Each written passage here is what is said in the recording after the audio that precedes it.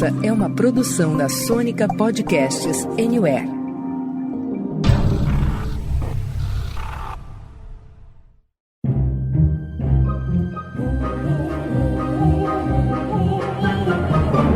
Senta, que lá vem spoiler. Bom dia, boa tarde, boa noite, meus queridos. Estamos aqui de volta com mais um episódio do Senta que lá vem spoiler, a sua dose semanal de spoilers de filmes, séries, documentários e indústria do entretenimento. Todas as semanas a gente está por aqui com uma análise crítica cheia de amor ou não das coisas mais legais que são lançadas nos cinemas e também nos serviços de streaming. Meu nome é Rafa Prada e hoje o papo é sobre o filme brasileiro que mal chegou na Netflix e já ocupou os primeiros lugares do seu famigerado Top 10. Estou falando aqui do intenso e visceral Sete Prisioneiros. E para falar comigo sobre este filme, temos aqui o presidente do fã-clube do Rodrigo Santoro no Brasil. O meu, o seu, o nosso Marcudo. Marcudo, seria Rodrigo Santoro o ator brasileiro que alcançou maior prestígio no cinema mundial moderno? Fala, Rafa, pessoal. Eu acho que sim. Não só no cinema, ele tá na TV, no streaming. Mas o Wagner Moura não fica muito atrás, não. Bem lembrado, Marcudo.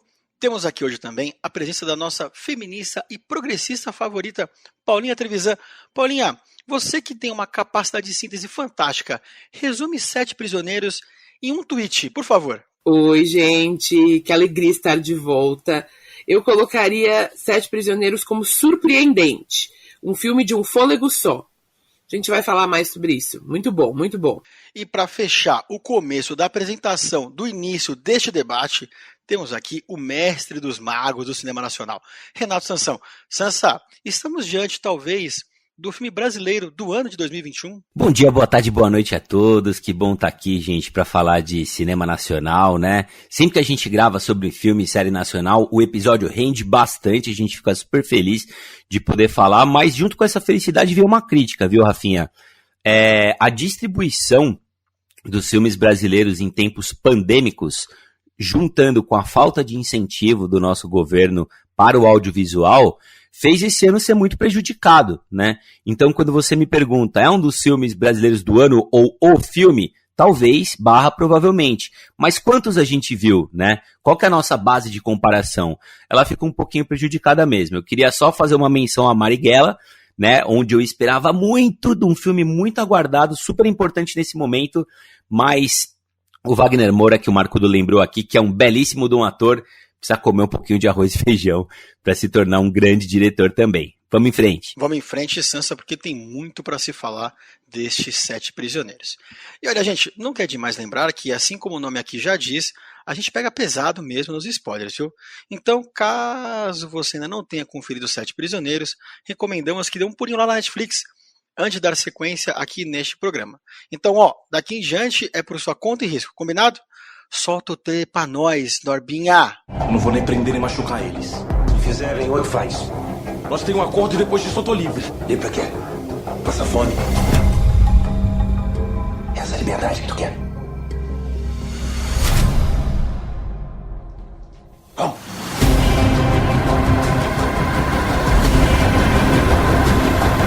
Agora ele deixa você entrar e sair quando quer.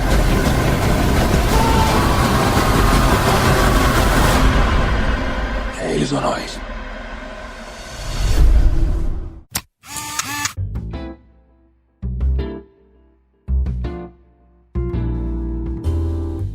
Muito bem, meus queridos, o negócio é o seguinte: Sete Prisioneiros é recheado de grandes nomes, a começar pela produção da O2 Filmes, do onipresente Fernando Meirelles, em parceria com o indiano Ramin Barani, do excelente O Tigre Branco, lá do nosso episódio 111, passando pela direção de Alexandre Morato, ele mesmo, assistente do Barani, e chegando no elenco, liderado pelo internacional Rodrigo Santoro e pela gratíssima surpresa Christian Malheiros, que também está na excelente série Sintonia. Eu ainda não consegui assistir a segunda temporada de Sintonia, mas na primeira eu já achava o Christian Malheiros o melhor do trio principal, e ele faz um personagem que tem algumas semelhanças com o Matheus aqui de Sete Prisioneiros, então não foi surpresa pra mim o bom trabalho que ele fez. Uns aninhos atrás, gente, o Alexandre Morato, ele fez um filme Sócrates, que não tem nada a ver com o craque aí do Corinthians, né, Marcudo?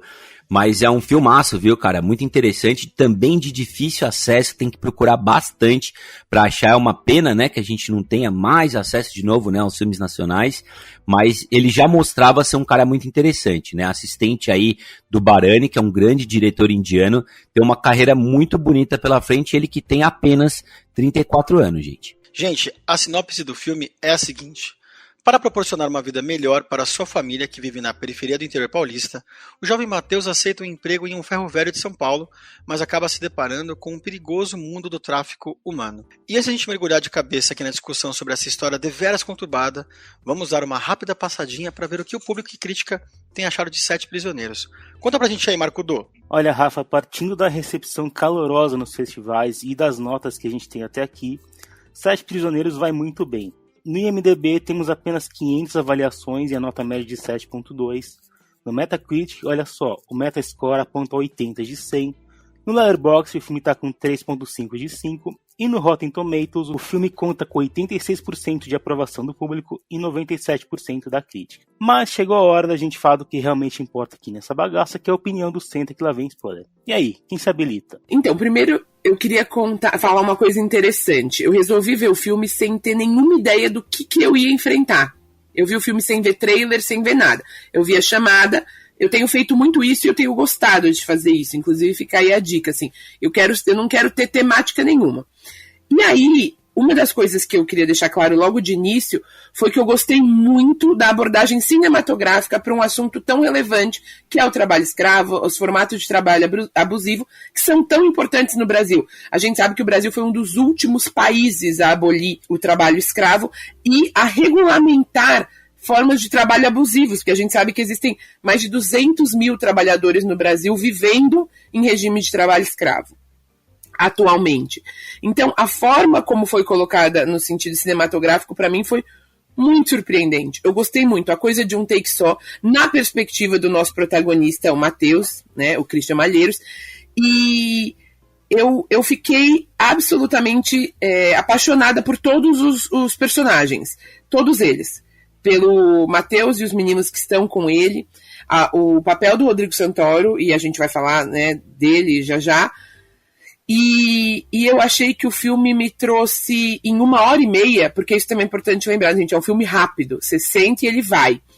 Ele me trouxe uma reflexão profunda, importante, não só sobre essa situação que eu já falei do Brasil, mas sobre como todos nós lidamos com escolhas, né, e sobre como se escolhas são escolhas ou apenas a gente acha que a gente está escolhendo quando, na verdade, a gente está sendo obrigado a seguir um caminho. Enfim, a gente vai entrar mais a fundo, mas com certeza a minha primeira impressão é de que o filme é necessário pelo ponto de vista político do país, é necessário pelo ponto de vista do audiovisual, pelo momento que estamos vivendo em 2021 no país, e é um filme muito interessante no ponto de vista filosófico, para a gente encarar ali as escolhas da vida. Gente, como é importante a gente ter bons professores e bons mestres na vida, né? Porque a gente falou aqui, abriu falando que o diretor, né, o Alexandre Morato, é assistente do Ramin Bharani, que dirigiu o Tigre Branco, né, um baita de um sucesso internacional na Netflix. E eu não sei vocês, mas eu consigo ver um pouquinho da mão do Ramin Bharani pelos olhos, né, pela cabeça, pelo jeito de dirigir do Alexandre Morato, cara. Muito interessante, eu consegui ver um pouco de Tigre Branco nessa construção aqui, seja na fotografia, seja na direção de elenco, né? O elenco tá muito afiado, sempre que a gente fala de filmes aqui, a gente pede essa parte, esse lado da direção, da atuação, de roteiro, né? O filme não tem barriga, a Paulinha falou bem, 1h30, cara, tudo entregue ali direitinho, roteiro amarradinho. Então acho que para um segundo trabalho, é apenas o segundo filme do Alexandre Morato, o primeiro foi Sócrates, como eu falei, de 2018, antes disso ele fez alguns documentários e 3 curtas. Então é um cara que já é um nome pra gente ficar super atento, né? A temática fantástica, né? Não custa lembrar aqui que o Brasil, como a Paulinha disse, foi o último país que aboliu a escravidão. Isso aconteceu em 1888, gente, no final do século XIX, ou seja, a gente entra no século XX com centenas de milhares de escravos despejados no país para fazer o quê? Em quais condições, em quais subcondições, né? Isso vai perspassar por todo o século XX e, obviamente, o começo do século XXI. O filme é muito feliz na sua abordagem, acho que ele não é em nenhum momento exagerado ou super expositivo, ele é muito calculista, assim como o seu diretor, e consegue entregar um baita de um resultado. É uma pena que não vai ser o representante do Brasil no Oscar, né? Já foi definido, é aquele filme paranaense que eu não tô lembrando o nome aqui, depois vocês me ajudem, mas ele tem uma abordagem universal, né? Faria bem, poderia, na minha opinião, ter grandes chances aí, afinal tem grandes nomes e é um filmaço. Paulinha, essa ideia de assistir filmes e séries sem ler nada é o melhor formato, né? Infelizmente, eu e o Marcudo gravamos aí, e com o Sansa também, o Senta Que Lá Vem Update, então eu já sabia do que se tratava, né, os 7 Prisioneiros. Mas eu vim pronto para odiar o Luca, do Rodrigo Santoro, e pronto para amar o Matheus, né, do Malheiro. Mas a verdade é que os 7 Prisioneiros conseguem tratar de um assunto, para mim, tão delicado, porque é como se a abolição da escravatura não tivesse acontecido, né? Porque a gente tem de 1888 para cá, são me ajuda na matemática aqui, Marcudo, 131 anos, mais ou menos, certo? Oh não, oh não, oh não, não, não, não, não. Caraca, você até na pinta, hein, Marcudo, direto aqui, né? E a gente continua na mesma posição, né? Eu acho que tem um ponto muito legal do filme, desse roteiro, é que a gente não tem uma abordagem do bem e do mal. É como se todo mundo fosse vítima do sistema, né? Então, por mais que o Santoro seja escroto no filme, o papel dele exige isso, existe uma estruturação, uma contada de história humana, em cima até próprio do Santoro. É muito interessante a gente perceber e notar a escolha dos nomes dos personagens. São nomes bíblicos. Acho que tem uma mensagem aí por trás, se você reparar, Isaquias, é Mateus, é Samuel, é Lucas, são nomes bíblicos. Então, assim, eu acho que tem uma abordagem crítica, eu acho que a citação católica aqui não é por acaso também, e queria dizer que o Malheiros, ele não deixa de ser também uma descoberta aí, como o Sansa falou do Sócrates, ele veio da periferia também, Malheiros, né? Ele não é um cara que teve todas as oportunidades do mundo, ele teve que ralar muito, ele vem do interior de Santos, na verdade, dos morros de Santos, periferia de Santos. Talvez por isso a gente consiga ver ele tão bem no papel também. Não é um cara que foi colocado numa posição ali, é um cara que conhece como as coisas podem ser. Tô que nem a Paulinha, não tava no SQLVU da semana, então não tinha nem lido a sinopse do filme. Então foi bem interessante observar como o roteiro e a direção foram construindo tanto a situação da escravidão, e essa é a única palavra possível para a situação deles, né? E como foram construindo o personagem do Matheus. A gente vê a forma como ele foi apresentado, como ele era humilde, ligado à família, aquela fotografia bonita do interior, aquela calma, a gente ouve o silêncio daquele lugar, né? Isso é importante para fazer o contraste com a cidade. Primeiro, que São Paulo começa a ser apresentada pela favela, e só na sequência que a gente vê os prédios grandes e a riqueza da cidade, porque você não vai daquela vida humilde do interior direto para a riqueza da cidade. Aliás, pouquíssimas pessoas conseguem fazer essa transição, né? E os rapazes falam que a roça era a única opção deles no interior, que eles dormiam na rede. Tem um deles que não sabe nem ler, né? Inclusive, e quando aquele motorista dá aquele dinheiro para a mãe do Matheus, na hora, sem saber do que se tratava, eu pensei, ele tá comprando esse cara, ele tá comprando esse rapaz. Com esse pano de fundo, eu acho que o filme se destaca muito no conflito entre o Matheus e o Luca, o personagem do Rodrigo Santoro, né? Eu acho que eles ficam o tempo todo se enxergando um no outro. É interessante ver como eles reagem a isso. Eu concordo que o filme é redondinho, com 1h30 não tem barriga mesmo, que nem vocês comentaram, mas eu acho que algumas escolhas me incomodam, tem alguns personagens muito formulaicos, que nem aquele Nando, aquele capanga do Luca, e aquele deputado também, achei muito estereotipado. E o filme tem uma teatralidade muito grande, são muitos diálogos no mesmo cenário e tal, o que não seria um problema, mas eu acho que afeta algumas atuações, que nem a daquele garoto que não sabia ler, eu acho que ficou meio automatizada. E lembrando também de uma coisa que o Norbo, nosso editor, sempre diz, o áudio das produções brasileiras é problemático. Eu senti isso nesse filme. Agora, uma crítica que eu vi e eu discordo é que o filme seria raso, né? Até porque o primeiro impulso que eu tive foi achar que o que eles estavam mostrando era meio exagerado. Mas a gente vê notícias de pessoas em situação de escravidão que vai de fazenda, passando por confecção, até pastelaria. Eu já vi um chinês que era feito de escravo por outro chinês numa pastelaria. né? Ter funcionário no Brasil é caro mesmo, mas a contrapartida disso é que eles têm direitos mais humanizados, por mais que estejam tirando dia a dia.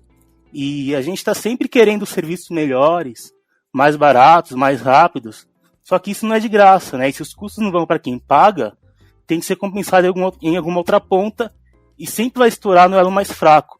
Fiquei um tempão pensando, né, naquilo que o personagem do Rodrigo Santoro falou, enquanto eles estavam praticando aquele tráfico humano, de que existem escravos suficientes para manter a cidade. E de novo a gente vê várias notícias, mas a gente sabe que o que aparece é o mínimo do mínimo, né? Então, é uma questão muito angustiante, né? Até porque a pergunta que fica é: qual que é o destino para essas pessoas naquela situação? Qual que era o futuro daqueles caras que ficaram atrás daquele portão que fechou no final do filme? O Marcudo colocou várias coisas interessantes aqui. Queria só dar um dedinho aqui em uma coisa que ele disse, que o filme chama Sete Prisioneiros, né? E quando você não vê o trailer, né, não tem nenhuma informação, a minha expectativa era estar dentro e entender o contexto desses 7 prisioneiros, né? E pra mim é um dos pontos fracos do filme, é justamente isso, né? Porque 7 prisioneiros, a gente acaba tendo 1 mais 3 mais 3, né? Tem o principal, que é o personagem do Christian Malheiros, maravilhoso. Tem os 3 que vêm junto com ele numa primeira leva, depois tem os 3 que ele acaba escolhendo, né? No meio ali dos imigrantes. E aí, pra mim, isso fica fraco, né? Porque dentro dos 7, o Marcudo tem razão, eles acabam ficando um pouquinho estereotipados, né? Tirando aquele amigo dele mais próximo, que ele tem conhecimento, que tem mais camadas, que você entende as dualidades, né? Até aquele momento que ele queima o menino com cigarro, que é quase uma agressão infantil, se você for pensar no peso do filme, né? Os outros acabam sendo pouco abordados, né? Eu esperava mais desses 7 prisioneiros ou, de repente, um título diferente pro filme, né, Rafinha? Do ponto de vista de nome, eu acho que justifica, mas eu fiquei pensando no comecinho assim, cadê os outros 3, né? E aí no final acabam não sendo 7, viram 6, né? Porque o Luca leva o Malheiros embora, né, cara? Então acaba ficando sendo 6 prisioneiros. Não, é só colocando um contraponto que quando eu fui assistir eu vi que vocês tinham debatido o número sobre os 7 prisioneiros.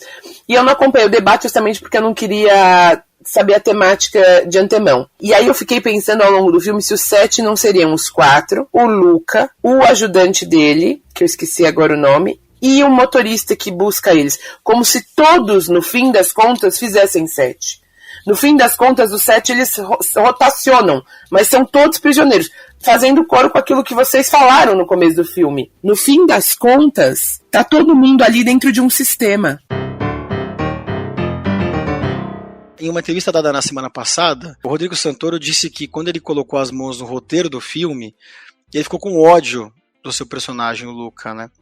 E o curioso é que o filme não se contenta em trazer um vilão que é unidimensional. Ele aos poucos vai descascando as camadas, né? E trazendo as origens e motivações do personagem. E por que ele faz aquilo, né?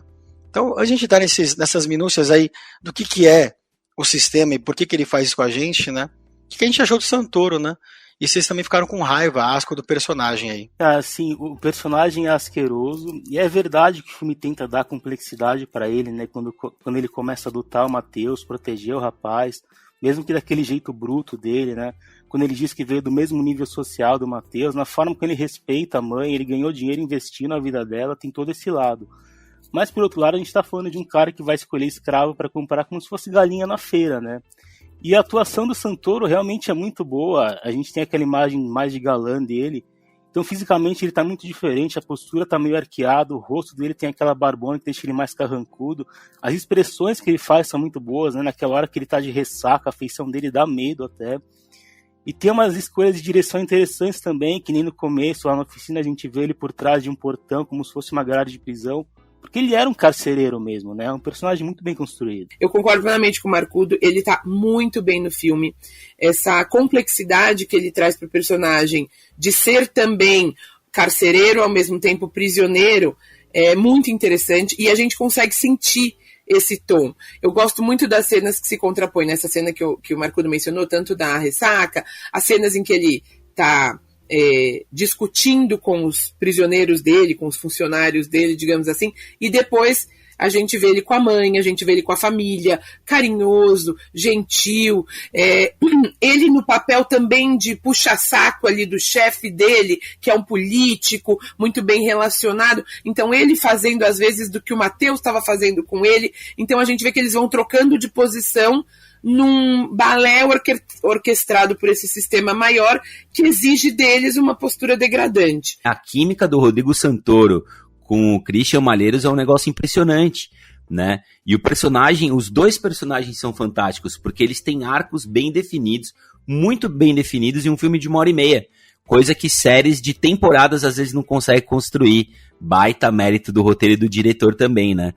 E tem uma cena que me chamou muita atenção no filme, quando eles estão naquela casa, né, piscinona, aquela coisa, é engraçado porque é de político, deputado, mas poderia ser de traficante, né, como é parecido, né, se a gente lembrar de Breaking Bad, por exemplo, e eles estão lá, aquela coisa, à beira da piscina, trocando ideia, e o deputado tá explicando pro menino, né, tá explicando lá pro Matheus a fidelidade do, entre aspas, cachorro Rodrigo Santoro, né, tanto é que ele tem um assobio, ele faz um...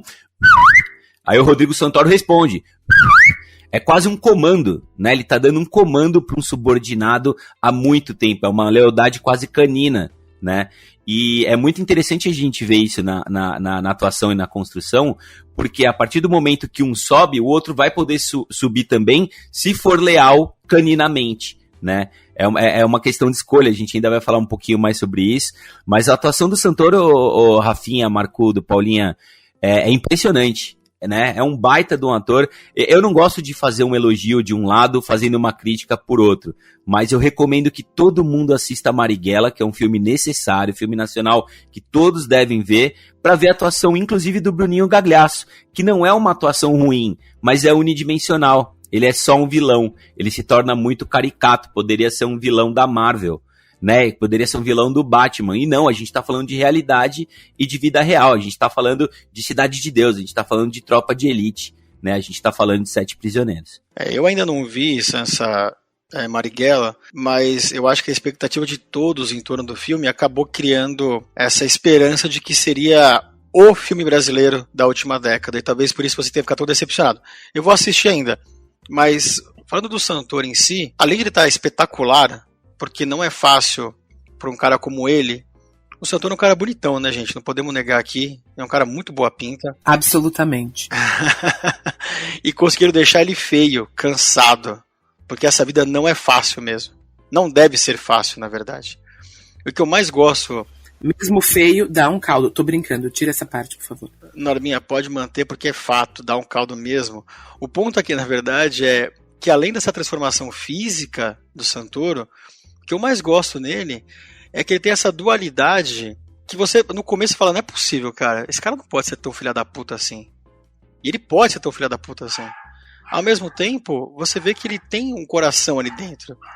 Porque ele pega o Matheus e fala, Matheus, é o seguinte, filho. Dentro do sistema, se você quiser vir comigo, você tem vida. Mandei a magia pra tua família lá. Você pode crescer na vida. Dentro da mente deturpada dele... Isso é uma coisa boa pra ele. Infelizmente o Matheus acaba caindo nessa, porque que outras oportunidades o Matheus vai ter na vida? A gente tá falando aqui de gente que talvez ganhe por mês aí 300, 400 reais, de repente a mãe dele em 3 meses recebe 5 mil reais. O Matheus mesmo fala isso pra ele. Então assim, eu acho que o que eu gosto do Santoro é essa relação que ele conseguiu construir com o Matheus, sabe, dentro do filme. Ao mesmo tempo que ele começa a criar essa animosidade com os companheiros de cela, entre aspas, dele aqui, que não tem o que fazer, né, gente? É que é isso, o Luca, dentro do contexto dele, faz o que é possível pra seguir. Ninguém aqui tá defendendo a escravidão, pelo amor de Deus, não é esse o ponto. O ponto é que o Santoro consegue, dentro do contexto dele, do personagem dele, não ser só filha da puta. Isso pra mim é um baita mérito do roteiro, especialmente do Santoro, que conseguiu passar isso pra tela. Porque ele é fudido,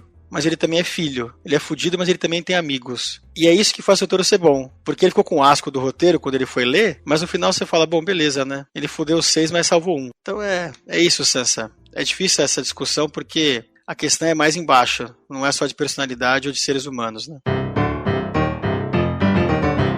Cara, tem um momento, né, gente, do filme que o Matheus, personagem do Christian Malheiros, se vê numa verdadeira escolha de Sofia, né?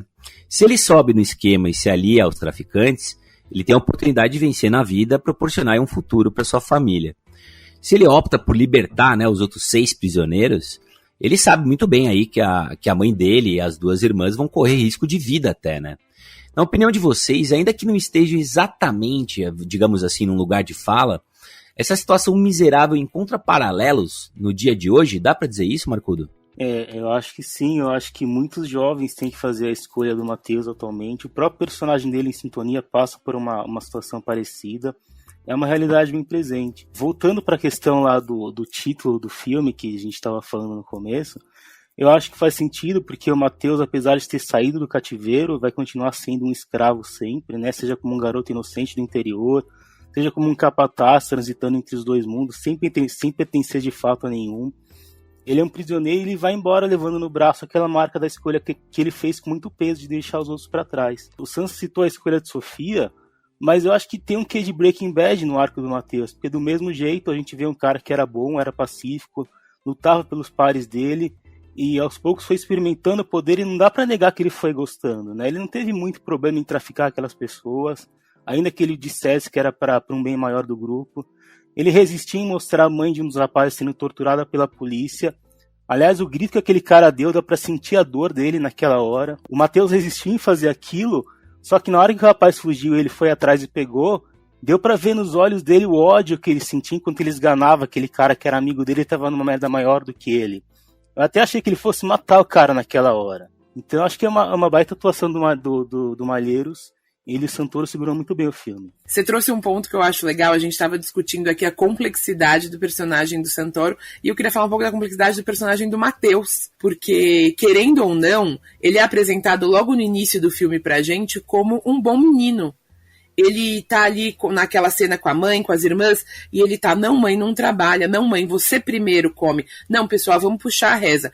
E essa postura, digamos assim, muito gentil e ao mesmo tempo de bom menino, quando encontra um outro cenário, que é o cenário do tráfico, dele ser escolhido como sucessor ali do Luca, digamos assim, ou pelo menos o capataz, o cachorro, o braço direito do Luca dentre os prisioneiros, ele quer fazer um bom trabalho. Ele tem essa personalidade, digamos assim, que quer aprovação. Ele tem isso. Porque, gente, a complexidade das pessoas nós não somos bons ou ruins. Ele tem dentro dele uma vontade de se libertar, de libertar os companheiros e de fazer o bem. Isso fica muito claro ao longo do filme. Quando ele se vê inserido num outro contexto, que é o Luca escolhendo ele para essa posição de liderança e de preferência e de privilégios dentro do contexto do tráfico deles, ele quer fazer um bom trabalho, ele não quer decepcionar o Luca. Ele se vê em vários momentos com a possibilidade de fugir. Tem ali aquela cena em que eles acabam de escolher 3 outros prisioneiros e ele chega e tá a chave dentro do carro, ele tá com 10 mil reais na mão e o Luca tá de costas a 20 metros de distância dele. Ele podia entrar no carro e sair. Ele se vê confrontado com isso. E aí eu gosto de falar que para mim tem um diálogo chave, que é o diálogo em que ele vira e fala, é um diálogo que temos o personagem do Matheus e do Luca conversando, e o Matheus verbaliza pro Luca, eu não quero isso pra mim, obrigada por estar me escolhendo nessa posição, né, de querer que eu te ajude, porém, eu não quero isso pra mim, não é a vida que eu quero ser livre. E aí o Rodrigo Santoro fala pra ele, livre pra quê? Pra ser miserável? Você quer ser livre pra ter uma vida de bosta? E complementando, Paulinha, o Luca responde uma coisa muito interessante. Se não for você, foda-se, vai ser outro. Exato. E aí é que é o ponto. A gente cobra muito do Matheus a postura de... Peraí, como é que ele vai trair os companheiros? Peraí, como é que ele vai ser cuzão? E aí eu me questiono, qual o papel que cada um de nós tem no sistema? Em que momento somos todos cuzões? De verdade, claro, gente, eu não estou fazendo um paralelo. Trabalho escravo é uma situação muito mais escancarada e absurda. A gente sabe disso.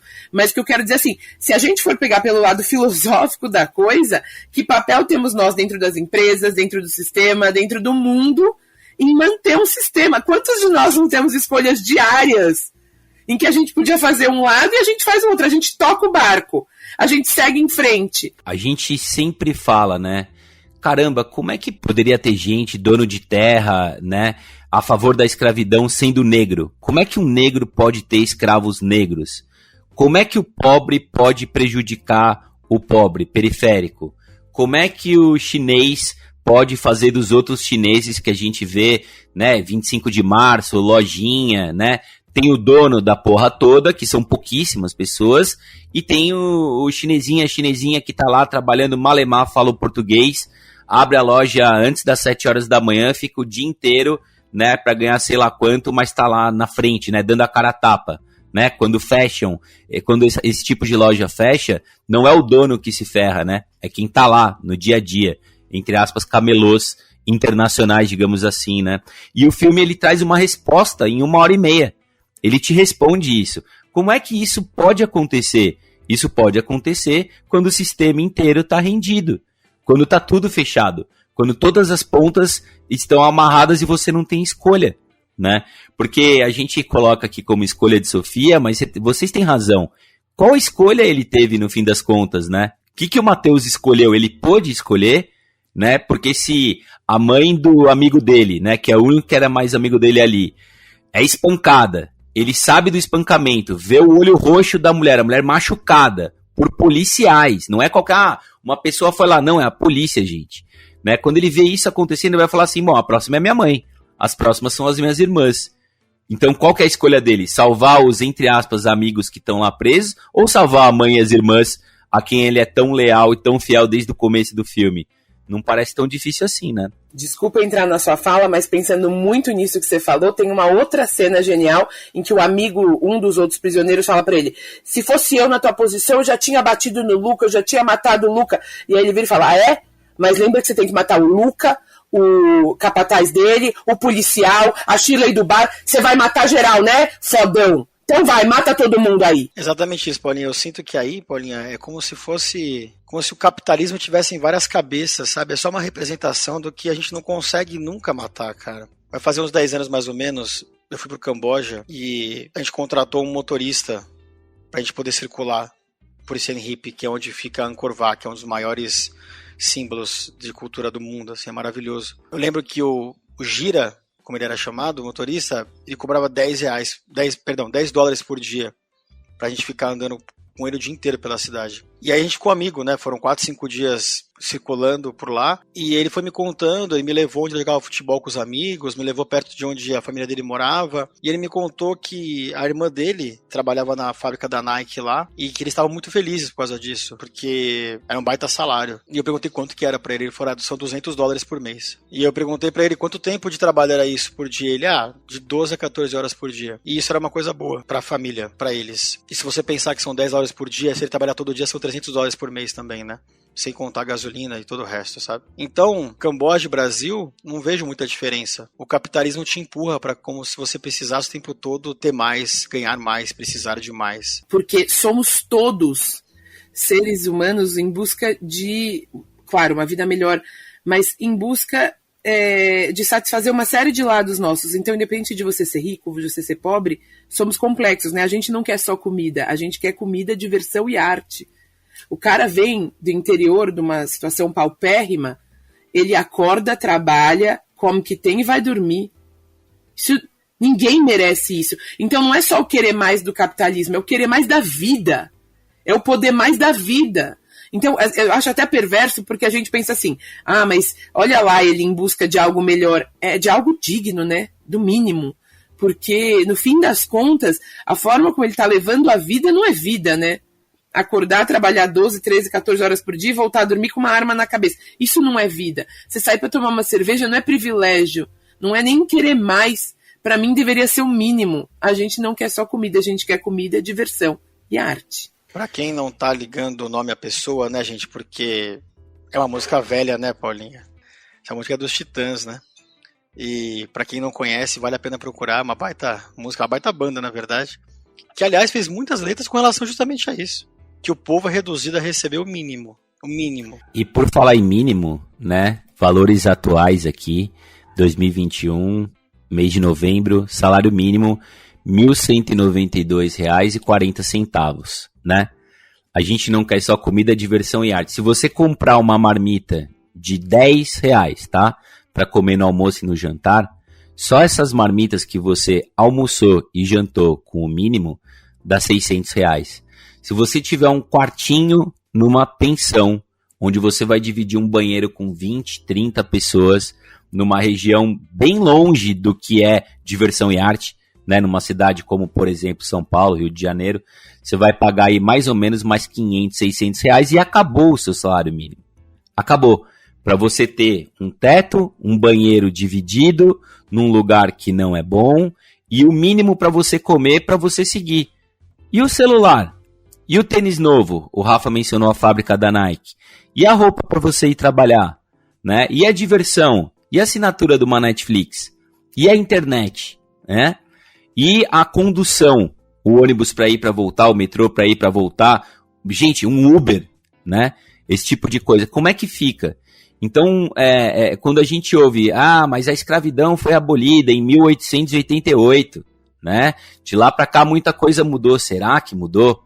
Quando a gente tem uma inflação desse tamanho e a gente tem um acesso tão ruim a coisas básicas como a saúde. Eu nem mencionei saúde, né? Que muitas pessoas precisam fazer um exame, estão com uma doença séria, que precisa tratar de imediato. A própria Covid-19 tem que esperar meses, né? Porque está superlotado, porque o SUS foi desmantelado, etc, etc, etc.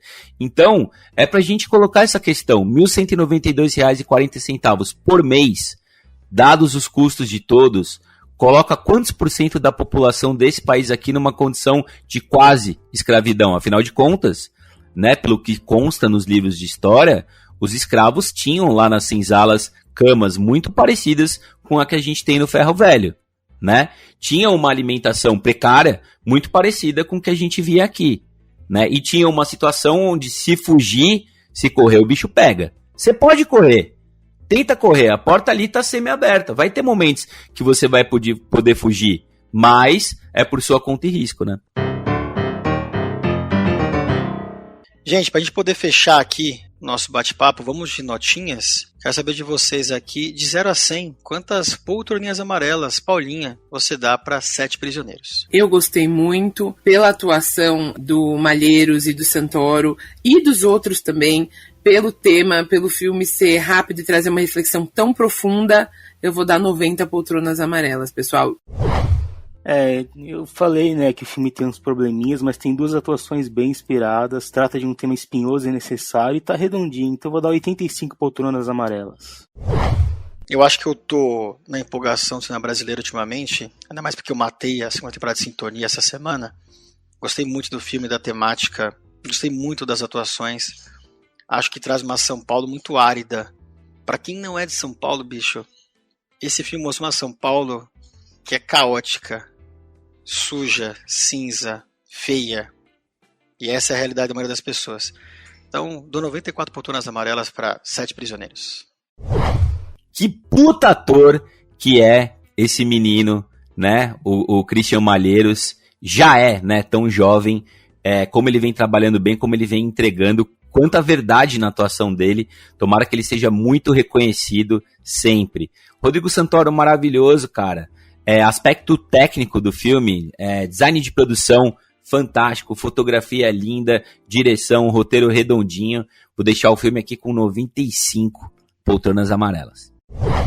Muito bem, queridos, chegamos então aqui a uma média, Norbinha, pode subir o som, hein? De 91 poltronas amarelinhas para 7 prisioneiros.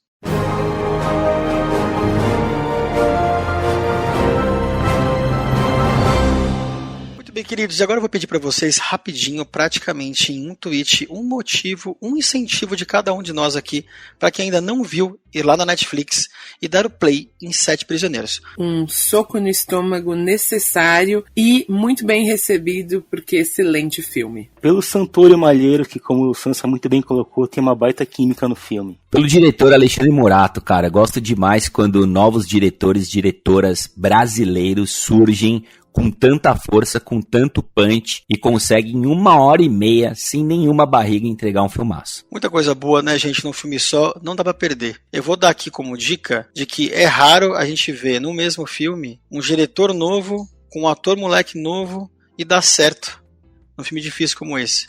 Então vou deixar essa sugestão aqui pra quem não viu ainda, porque vale a pena descobrir esses novos talentos brasileiros. E é isso aí, minha gente. Nós vamos ficando por aqui. Sempre lembrando que todas as semanas tem episódio fresquinho do Senta Que Lá Vem Spoiler para você escutar aí na sua cama, no seu sofá, no carro, no busão, na academia, lavando aquela pia de louça gostosa como eu faço, ou zapeando pelos serviços de streaming em busca da sua próxima aventura. Pode até ser Alerta Vermelho, que é o próximo capítulo aqui que você vai ouvir também. Obrigado, queridos! Obrigada também, foi muito bom estar aqui. Agora eu vou ver o SQLVU, que eu quero ver quais são as novidades da semana, que eu não pude ouvir na sexta. Vou ouvir hoje para saber o que eu vou assistir nesse domingo à noite. Gente, foi muito bom estar com vocês. Até! Isso aí, Paulinha, boa dica. E até a próxima, pessoal. Obrigado a todos que estão vindo a gente aqui mais uma vez. Valorizem o cinema nacional, gente, as produções nacionais, as séries. Tanta coisa boa sendo feita, muito graças ao incentivo dos streamings, né? Netflix, Amazon Prime, a própria HBO, né? Estão investindo cada vez mais nas produções nacionais e dando emprego para tanta gente, né? Não só atores e atrizes, diretores, pessoal do audiovisual. Super importante esse incentivo continuar acontecendo em tempos que o governo não ajuda muito. Obrigado, gente. Abração. É isso aí, queridos. Não façam como o governo Bolsonaro. Não estrangulem a cultura e o cinema nacional. Valorizem-os. Queridos, muito obrigado. Um beijo. Até a próxima e tchau. Beijo grande. Assistam, sigam as redes do Senta Que Lá Vem Spoiler. E aí escreve o que vocês estão achando. Beijão.